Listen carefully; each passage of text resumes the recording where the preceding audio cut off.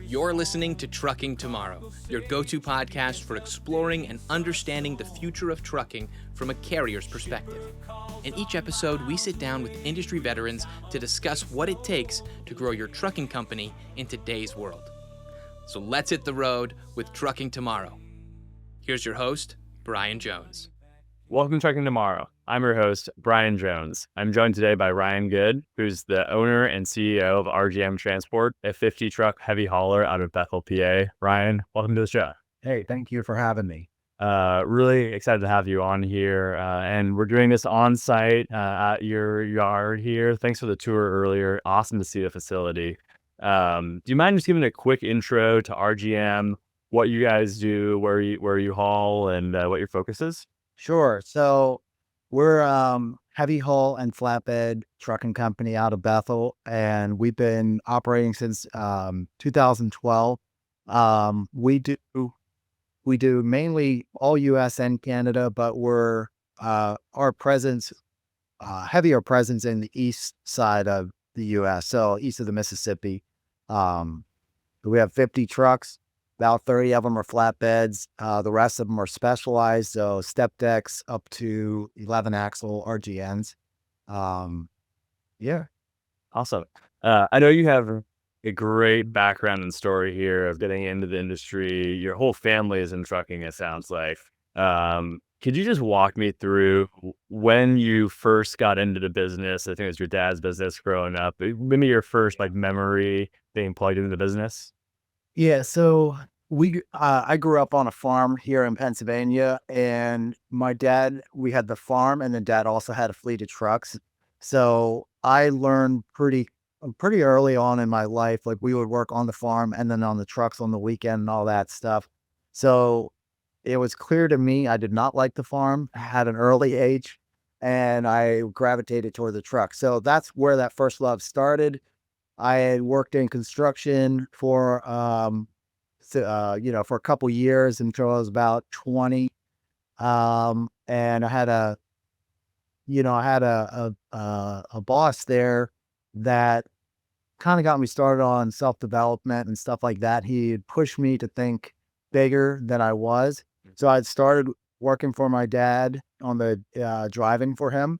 And then in 2010, I believe it was, I realized that I liked the trucking industry, but I wanted to be on the other side of it. I wanted to be working with people. I really enjoyed working with people, and I didn't like being cooped up in a truck. So at that time, I started looking around for an office job. I was looking at, dispatch is all I kind of knew at the time. And so that's when that started. And then there was a truck show in Lebanon where, I was hanging out with one of my buddies, and one of his friends came up, and we were just talking, and he's like, hey, he wants to get out of the trucking industry. He had like 3 trucks. And I was telling him I wanted to get into it. So he brought me on and taught myself and my wife everything about what he knew about trucking. And we had, in 2010 to 2012, we kind of built up his company. We went and worked with him, and took it to about a dozen owner operators and his couple trucks. And then 2012, we were on our own. We started on our own. So that's where it got started. And that was a different company than RGM, or did that how did that transition work? It's the same company. We changed the name in 2012 when we bought it. It's the same company. So, I'd worked for my dad for a couple years until 2010. And then that's where I was driving for him, and then realized I didn't want to be in the truck. And so, yeah. Awesome. And you guys move some big machinery, right? You're not just moving the basics here. I think earlier we were talking about how the more complex, the better, actually. Yeah. So you want to give us the hard stuff. Yeah. How was that learning for you, and how have you set up RGM for success in, moving some complex pieces of equipment? Yeah. So, I mean, that's definitely learning process. So we started out small. So we started out as flatbed step deck. Yeah. And then we were doing oversized loads on step deck. And then we got our first RGN back in like 2000, maybe 14. And at that time, we thought big loads were 50,000 pounds. And now those are the small ones. So like we just kind of kept pushing and graduating from each trailer type. And we're at 11 axles now, which is small to some companies. It's comfortable for us now. We know how to handle it well. But it's still, we're a small fish in some of this stuff. So I would say like we kept leaning into it. My brother Travis, he kind of headed up the heavy haul. So he learned a ton and got us to where we're at. So, and then our drivers, we started hiring good drivers from, other heavy haul companies, and they would teach us some of the ins and outs. So when we had a good driver, we had a good customer, we could, we learn that way. So hiring good drivers, and then, my brother Travis kind of really spearheaded that. Yeah, absolutely. I know you mentioned having that transition from the prior owners was an important step in the process here. What specific learnings did you take away from them? What did they teach you that if you had just started up on your own, you maybe would have had a rougher go at it? Oh, that's a good question. I mean, let me think here.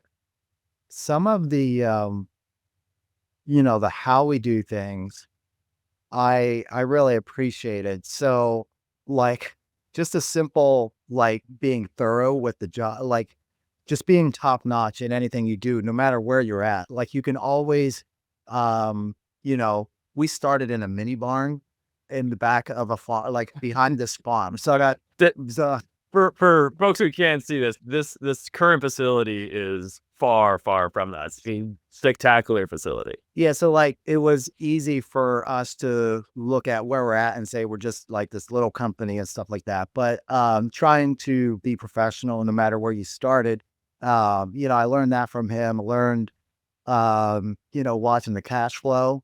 Trucking can get you in trouble where you think you're making money, but till the end of the month, like, you'll figure out a way to spend it if you're not careful. So watching that cash flow, and then treating drivers well it was huge. It is huge. And just making sure, because they're the ones out there getting the job done, they're on the front lines. So making sure they know that and feel that. So yeah, some of those lessons, he had helped me, internalize. Awesome. So Well, we'll love to take that journey from, was it 2012 up until today, 2025. So you guys have been around for over a decade now, which is awesome. What were some of the key milestones along the way for you all, whether it was when you grew more in certain years than others or expanded what types of freight you supported, key contracts? I'm curious how you would break up that time into chapters. Yeah, so a couple key milestones. Like the one I think of is like the very first one was our first big like customer, which was JLG, and the lift equipment. Mhm. So that was a like it built my confidence in the sales process. So it took like 6 months to land them. So that was huge. So that was a milestone early on. I think we got set up with them in 2011, even before we had owned the company.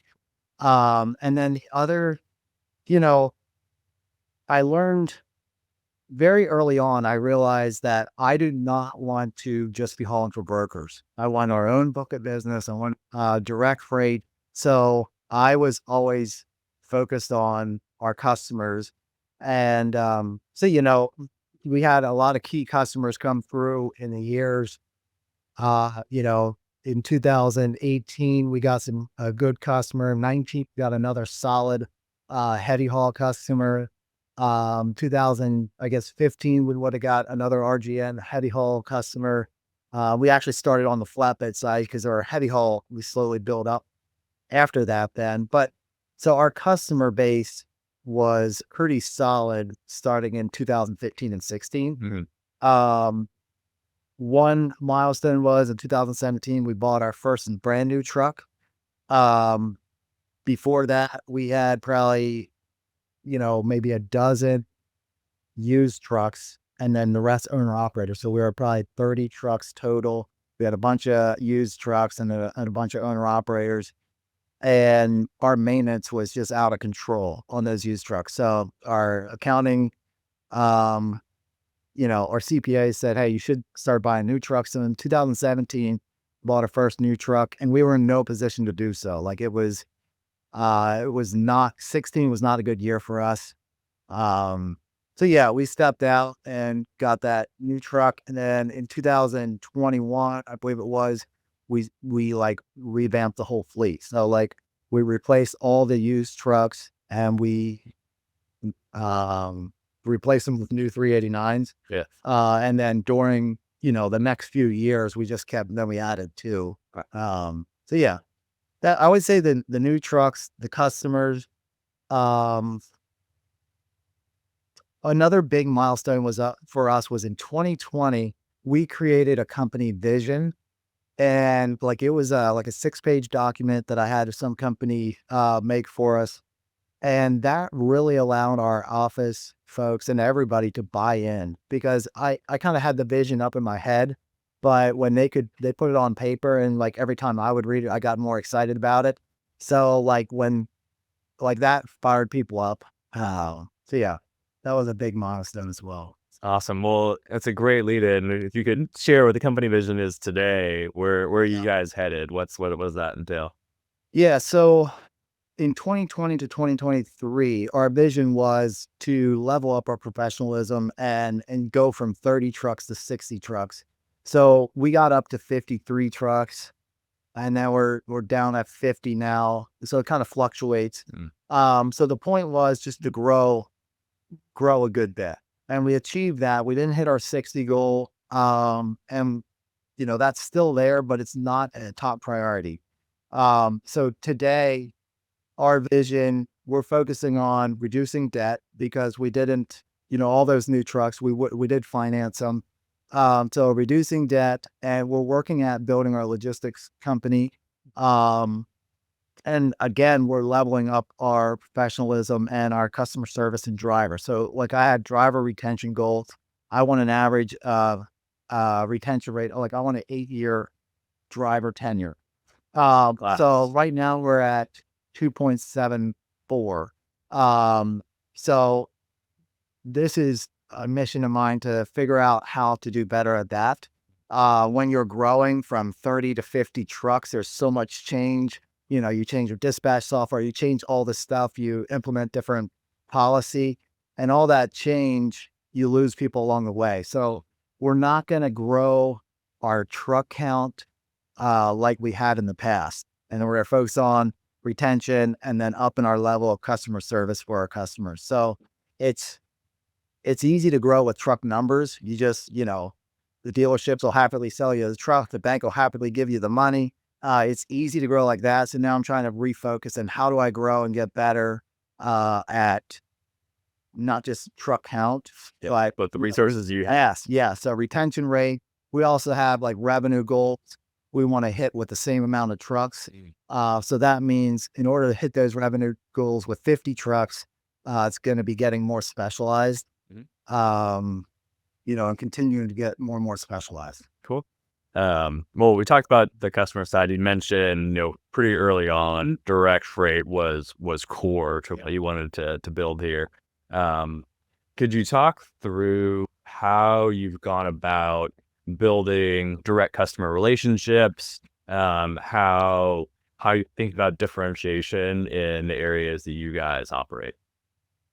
Yeah. So, I mean, you're saying how to build the direct customer relationships. Yeah, I'm thinking about in your journey, you sounds like you did some broker trade early on, and now the majority of your business has moved more in the other direction, and it, not by happenstance. Yeah. And so a lot of the CEO's job is a salesperson. Yeah. And so for folks that are maybe a little bit earlier in their journey, it's like, man, I really want to be in the place that Ryan's in 10 years. What are the keys to the success you've had so far? So I think the big thing that has helped us is another milestone I forgot to mention is creating your customer avatar. So knowing which customer you can serve the best. You can't be everything to everybody. And we figured out that the customers that fit us well and we could service well, um, it varies on location, but we're here in PA. So like we want to be within an hour or two of where they're located. We like manufacturing. So we want loads out of the same location on a repeated basis, because we can figure on them. They can figure on us. So creating a customer avatar was huge. And then the sales process is long. Like I don't want to be a pushy salesman. My goal is not to be pushy. I just remind people that we're still here. We'll be here next year when if you ever need us. So it's a timing thing. A lot of these things, when you're going into a new customer, if they're a good customer, they value, the good guys value their carriers, and they realize that by putting say a carrier that's doesn't take their value seriously, it like screws up the transaction of their business. So we want to be an extension of our customer's business, because we're the last leg. So if they're manufacturing a new product, we're the last step. And so our drivers need to handle themselves well on the job site or the delivery, because we're customer advocates. So like realizing that and taking that serious is a big deal. And then if you can somehow explain that to a new customer when you're getting set up, and it's not just talk, like you mean what you say, they're going to test you out and they're going to still have the last say. So you need every driver in your organization to feel it the same way you do, like I do. So that's a challenge to get it to like, so it's having rewards and consequences if you don't, or if you do, like they know it, and it needs to hit home with the drivers. Yeah. A lot of richness in everything you just said there. Hey, so I want to talk about the avatar. I think that's interesting, and not a lot of companies use that terminology. We actually do internally, which is why I just love it. And I want to talk about how you get that service component and that personal touch. So let's talk about the avatar first.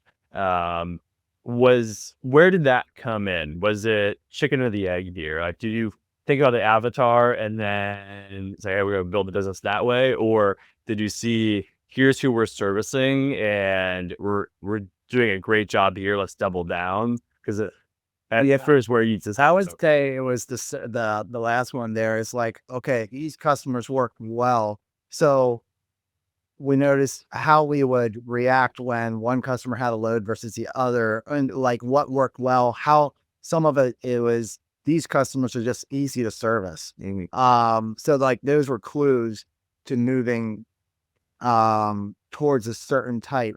And then the other thing, the big thing for us is like we got started back in 2012. We were step deck LTL. So like, and I realized that was pretty hard to sustain, because you were picking up different freight every day. And I wanted repetitive freight. So that's where the manufacturing, or like say we're close to the ports. So if you get set up with, freight forwarders or, new equipment coming in, coils coming in or whatever, you can, there's repetitive business. So I would say it came second, like your second thing there, where we're just, this is easy and we'll just focus on that. well, importantly, it's not easy for everyone, right? And that's the key. It's easy for you given how you are set up. You have this home base here. You have systems that work well with that. I'm curious, once you set that, how do you go and find more folks that look like that? We have quite the list. And now we're limited on how many trucks. So like we can't go, like our sales process is determine who the customers are. And so we look at the size of the company, how many locations they have, um, and what they do. So we determine, we have a list of these like potential customers, and then we start the sales process. And the sales process, like there's customers. I just had a great conversation with a customer that I've been working on since probably like 2014. And I had like the first quality conversation in like 10 years. Like it was not a no. So like having a super long runway and just, hey, we're still here. I still think we can do a great job. Just let us know when you're ready. And so, yeah. So it's still not a yes, but but it's not a no. It's not a no. Yeah. Like that, like she'll let us know here soon. So I think by the end of the year, we'll be working with them. So Awesome. Love that confidence. All right. So we said the second topic wanted to talk through in your really rich few lines there was the service and your drivers being kind of an extension of your customers. yeah. And I'm curious what details, how you institute that, and your trucks and folks who can't see it. The RGM's trucks are amazing. Like these are spectacular units. So I'm curious, like what details, whether it's about culture, processes, equipment, how do you think about that service as part of your offering? Yeah. So it's talking about it a lot. And then it's, one of our customers, and this should be most customers, but one, their main requirement is call ahead. So the driver needs to know that when you say call ahead, why, it's just not empty words, just an extra thing to throw in there. So explaining the why we're doing it, what happens if you don't, consequences, all that stuff. Like this is super important to this customer. We need to feel it the same way. There's a reason they have it in place. So like just talking about it over and over again, and then requiring it to happen. The I'm trying to think of other ways, you know, some of our customers, they want pictures when delivered, like pictures of the product, all that stuff. So like making sure like in our dispatch software, the dispatch notes, they're not just a generic note, that it means something, and to follow through on it, like little stuff like that. And then having the drivers that um, recognize that a driver position here is not just driving from point A to point B, and it's all the little things that our customer expects us to do, and taking it serious and having the right attitude. That's a big part. So first of all, to get in the door, you have to have the right attitude, and you have to be able to, like, we have to be able to detect this from the driver, like, and then you start with the right person, and that's just being very clear what needs to happen with each customer. Awesome. So yeah. Yeah. It's great to hear that. And I know when you're doing specialized or heavy haul work, it matters even more. Yeah. And you touched on drivers, which is a great segue to talk about that side of it. None of this happens if the drivers are here to actually run everything. And you touched on the job of the driver is more than just driving. As you think about it in RGM, what is the job scope entail when someone signs up to join the team here? I know you guys have a really robust training program as well. So how do you think about like the full service and like what is encompassed in your fully trained RGM driver? Like I said, it's from the first contact. The first phone call is either with me or Matt, and then we're already analyzing like the driver. So like, where is he coming from? Is he out of work? Why is he out of work? We like to know. We look at their 3-year job history, and the reasons they're quitting. All that stuff is going into the first conversation. So they come in, we go through The first 2 days is here on site. So again, they made it through a couple interviews. At that time, they say they're hired, they come in, and then they're in the office for a day and a half to 2 days, and they go with our driver trainer. So they're driving the truck then, and it's mainly to get to know our customers, the requirements of our customers, how they operate, and then also our dispatch software and all that. Upload the bill ladings. We take all that stuff seriously because that's crucial to cash flow. Um, I'm trying to think what else. What else did you say there? I'm losing my trend. Yeah, I think about the driver training program and how that ties into things here. I mean, the flip side of this is why do drivers come to RGM, right? Because you can train folks, but you want to attract great drivers and you want to train them really well and you want them to stay for a long time. So that's the name of the game here. So how do you do each one of those? Well, I think so. The one thing is we try to pay as much as we can. We also reward for we have a safety bonus. So guys want to know they're getting paid well and they want to be able to compare it to the market, see where they're at and feel good about it. So it's not taking that lightly. And then also we have a good crew here, drivers and office guys, where there's respect that runs through, it's a breath of fresh air, depending where these guys came from. So it's treated them with respect, giving them good equipment, making sure they can get a hold of somebody, if there's a repair that needs done in the middle of the night. So all those things I think help out. We have full benefits for all of our drivers. So that was another big milestone back in the day, is getting full benefits. Yeah. That's included. We don't charge our drivers insurance. A lot of people charge back for health insurance. So yeah, things like that, pay holidays, all that benefits package, pay package takes care of the guys and then allows them to focus on the mission of the company. And that's being an extension of our business. So got to take care of the guys so they don't have to worry about the money part of it. And then just focus on getting the job done well. Yeah, absolutely. So we've talked about customers, talked about drivers, let's talk about equipment. We touched on that your equipment is incredible. Could you just talk through how you think about investing in equipment? I know you do some maintenance here, and where your equipment strategy has into play here. Yeah, so I always like nice trucks. I grew up in Peterbilt 379, and my dad had a couple 359. So I was always around the Peterbilts. And that's kind of just what I liked. So when we started buying new equipment and all the equipment, even the used, it was all like the classic models, the 389s or the W9s. So the way we think about it is I want a nice solid truck that when it shows up to the customer, it looks good. The driver feels good. He has a sense of pride driving it.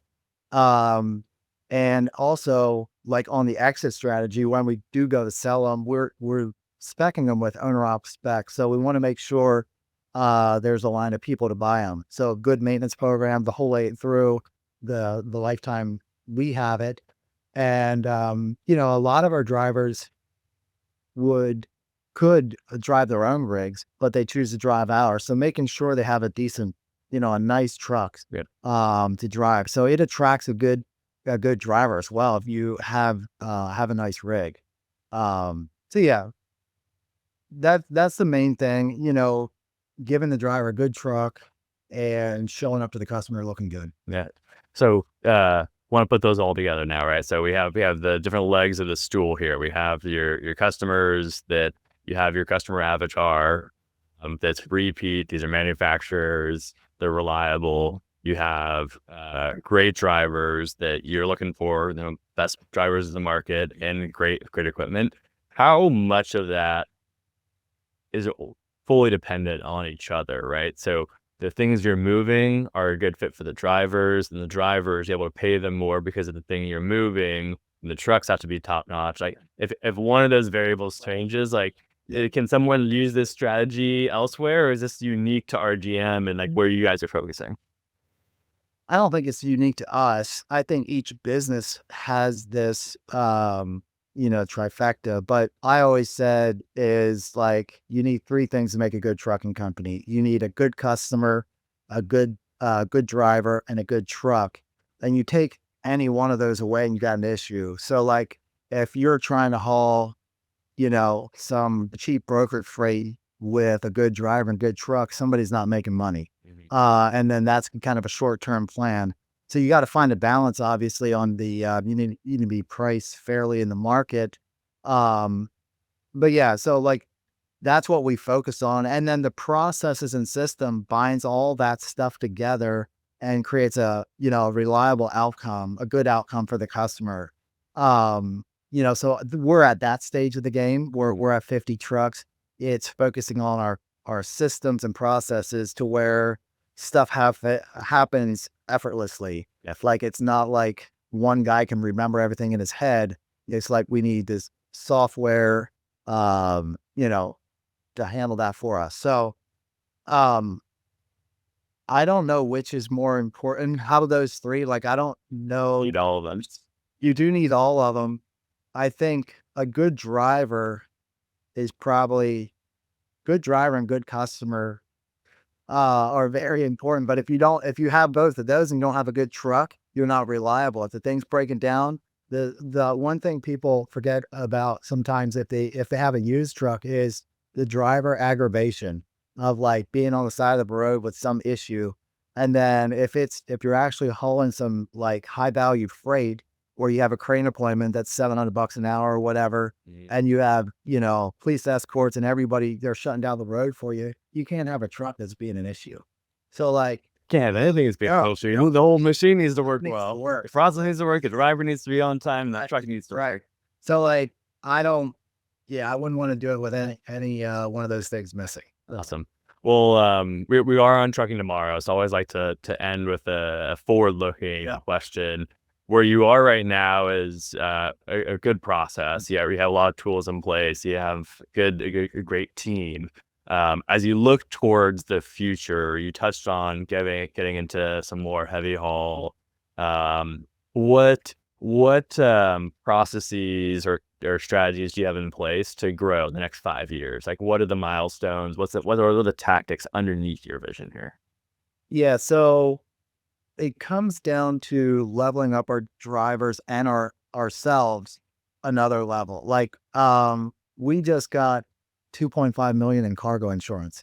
So now it's like, I want to be very clear with everybody that there's, we're hauling stuff that can be worth up to 2.5 million. And, like we got to take that serious. So it's leveling up everybody, on that, thought process. The other thing is, focusing on so 30 of our trucks are pulling flatbeds and making sure, those trucks are doing the type of work that is creating a lot of value for our customers and for us. So making sure we're on, enough of the like specialized type of stuff where we're not priced in as a commodity. Yeah. So it's like reviewing those, contracts and stuff. But yeah, it's kind of just doubling down and trying to get level up another level. Awesome. Always leveling up, a level mentality here.